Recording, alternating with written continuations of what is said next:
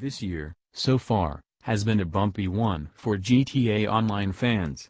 With a noticeable slowdown in DLC releases, the impending release of Red Dead Redemption 2 and some troubling rumors, many were worried that soon we'd see the end of content support for the title.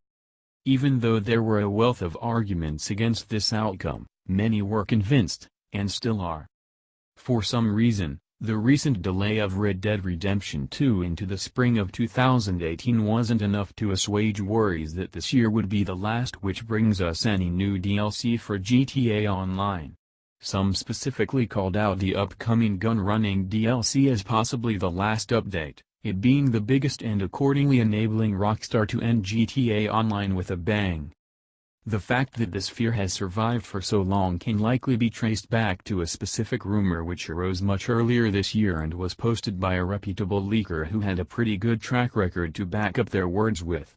We covered the rumor at the time and noted the multiple wounds from which it bled, but it caught on nonetheless.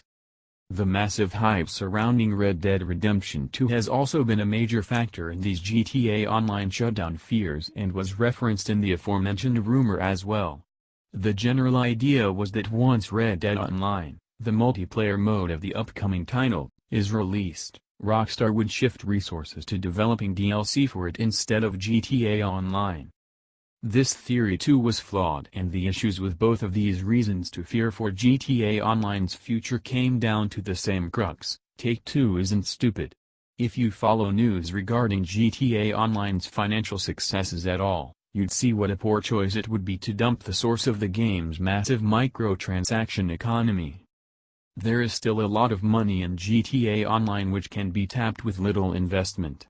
Even Gunrunning, which is shaping up to be the game's biggest DLC yet, will likely cost Rockstar a fraction of the profits it will bring in to make.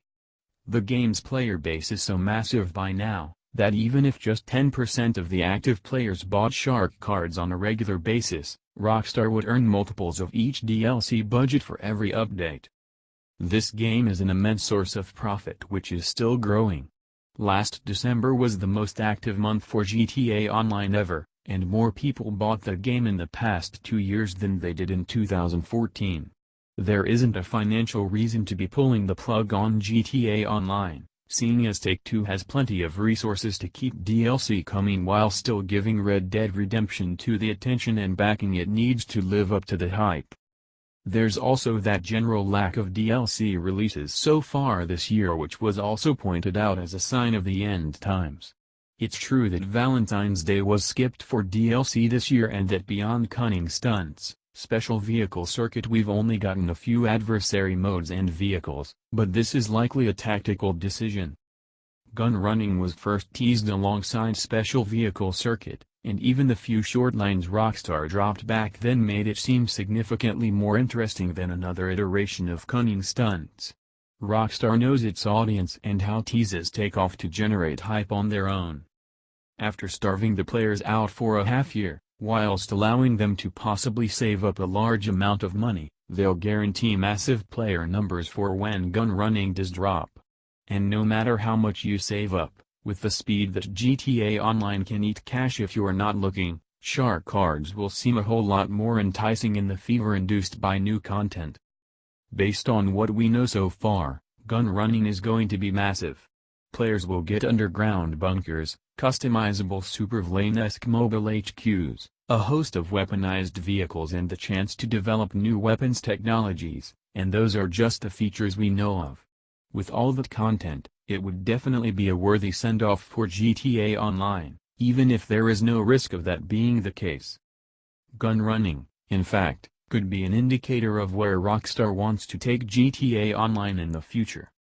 Between it and bikers, Rockstar has begun ticking a list of major niches in the community who have been pining for an update to satisfy their enthusiasm, with Gunrunning obviously being aimed at the military aficionados. It's only a matter of time before we get emergency services and retro mafiosos ticked off, though the latter were already treated with the Valentine's Day DLCs in the past. Recently, Rockstar has been doubling down on listening to player input. Fan-reported bugs that got highly publicized on community platforms like Reddit were struck down swiftly, the most often requested updates are becoming reality and, As exemplified by 3 of the game's most recent standalone cars, prices are going down. This trend of trying to appease the fanbase isn't indicative of a game on its last legs. Rockstar is digging in for the long run, and they've made as much clear in the past by outright stating that the planned run of GTA Online is 2020 and beyond, provided the demand is still there. Seeing as the active player base hasn't peaked yet, we suspect that projection was on point, if not an underestimate. At this point, it seems like the only thing that could kill GTA Online would be a new GTA game. People were incorrectly heralding Red Dead Redemption 2 as a GTA killer, as that franchise has a significantly smaller fanbase due to a lack of mainstream reach. The numbers aren't in Red Dead's favor. Oh, it will most certainly be an immense financial success, however it won't be one-upping GTA anytime soon. GTA has the benefit of a decade of publicity, fame and controversy, in addition to more than a dozen entries across a wide array of platforms. Red Dead Redemption 2 will be the 3rd entry in the franchise, which has only touched a limited number of platforms since the debut of Revolver in 2004. Rockstar very rarely releases metrics for usage of their title, with Take-Two's investor calls being our only consistent source of data. However, at the end of last year, they did share some numbers from December, which proved that DLC releases attract players. Import-export, coupled with the holiday season, undoubtedly boosted the title's sales immensely. Keep in mind that between February and May 2017, the game sold more than 5 million copies, and all that with just a minor DLC to show for. Gunrunning won't only jack up shark card sales, but game sales too. This effect still being present over 3.5 years after release shows that GTA Online has no intention of slowing down in the coming months and years. Who's ever heard of a corporation knowingly shut down an insanely profitable source of income with a long projected lifetime? GTA Online is hardly in its last kicks. Even if Rockstar doesn't support things beyond the 2020 projection, we're just at the halfway mark, making this a tad early to toll the bells.